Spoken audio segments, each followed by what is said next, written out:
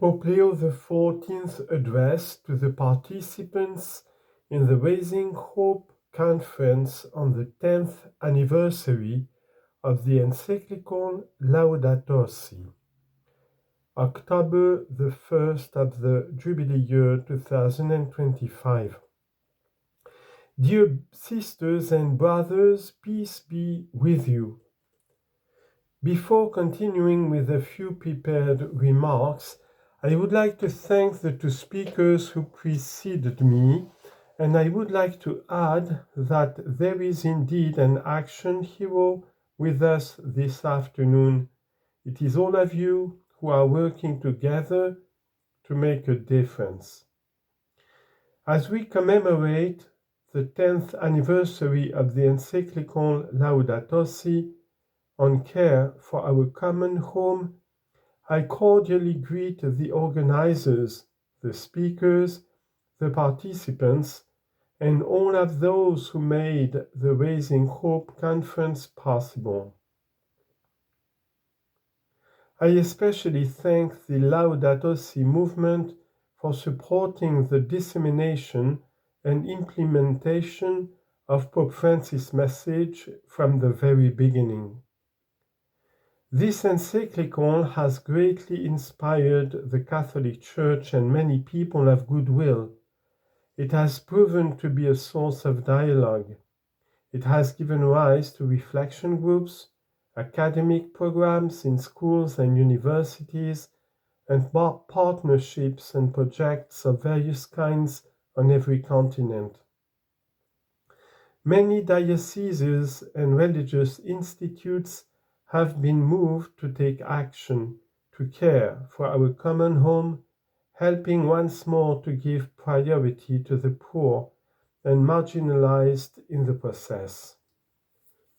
Its impact has been extended to international summits, ecumenical and interreligious dialogue, economic and business circles, as well as theological and bioethical studies. The phrase care for our common home has also been included in academic, scientific, and political addresses and speeches. Pope Francis's concerns and recommendations have been appreciated and accepted not only by Catholics but also by many people outside the Church who feel understood, represented, and supported during this specific moment in our history.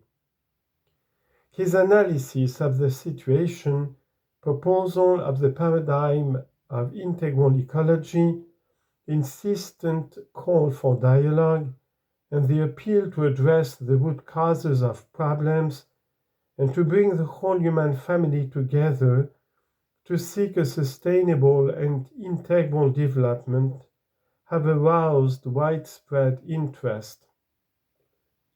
Let us give thanks to our Father in heaven for this gift we have inherited from Pope Francis. The challenges identified in Laudato Si are in fact even more relevant today than they were 10 years ago. These challenges are of a social and political nature, but first and foremost of a spiritual nature. They call for conversion.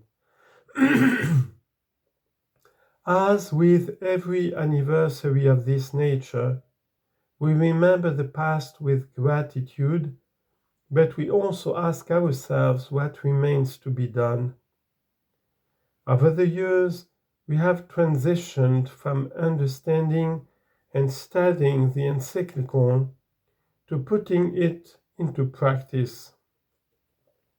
What must be done now to ensure that caring for our common home and listening to the cry of the earth and the poor do not appear as mere passing trends, or, worse still, that they be seen and felt as divisive issues? In line with Laudato Si, the apostolic exhortation Laudate Deum, published 2 years ago, noted that some have chosen to deride the increasingly evident signs of climate change, to ridicule those who speak of global warming, and even to blame the poor for the very thing that affects them the most. Besides spreading the message of the encyclical, it is now more important than ever to return to the heart. In Scripture, the heart is not only the center of feelings and emotions, but the locus of freedom. Although the heart includes reason, it transcends and transforms it, influencing and integrating all aspects of the person and his fundamental relationships. The heart is the place where external reality has the greatest impact, where the deepest searching takes place, where the most authentic desires are discovered, where one's ultimate identity is found, and where decisions are formed. It is only by returning to the heart that a true ecological conversion can take place. We must shift from collecting data to caring, and from environmental discourse to an ecological conversion that transforms both personal and communal lifestyles. For believers, this conversion is in fact no different to the one that orients us towards the living God. We can't love God whom we can't see while despising his creatures, nor can we call ourselves disciples of Jesus Christ without participants in his outlook on creation and his care for all that is fragile and wounded. Dear friends, let our faith inspire you to be bearers of the hope that comes from recognizing the presence of God already at work in history.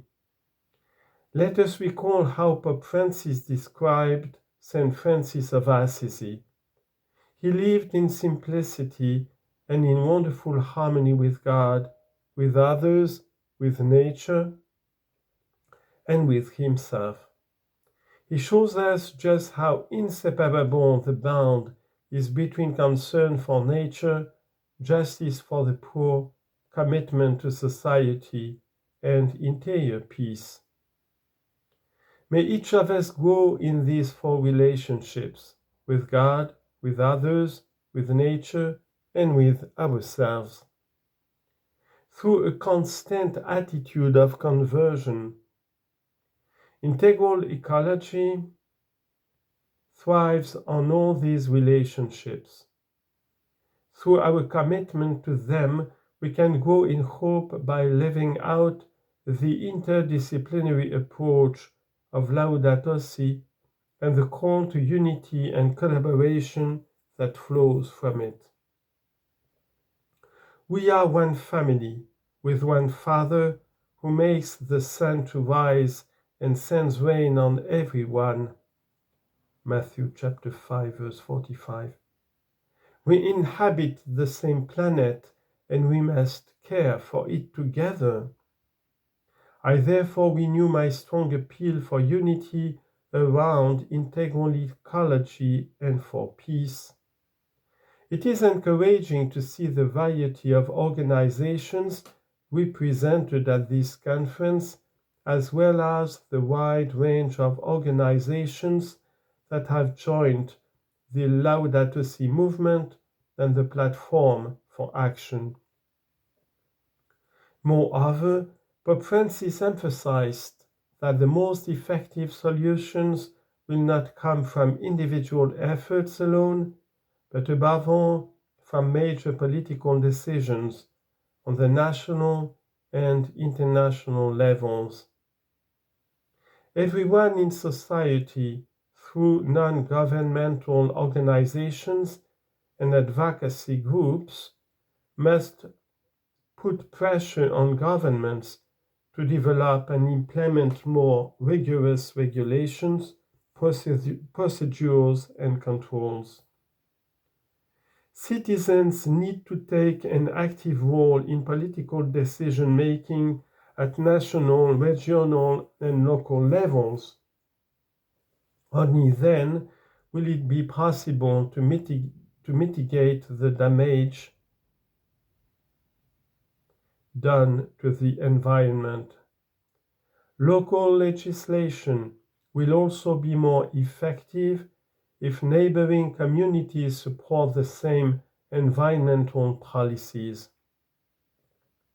It is my hope that the upcoming international summits of the United Nations, the 2025 Climate Change Conference, COP30, the 53rd plenary session of the Committee on World Food Security, and the 2026 Water Conference will listen to the cry of the earth and the cry of the poor, families, indigenous peoples, involuntary migrants, and believers throughout the world.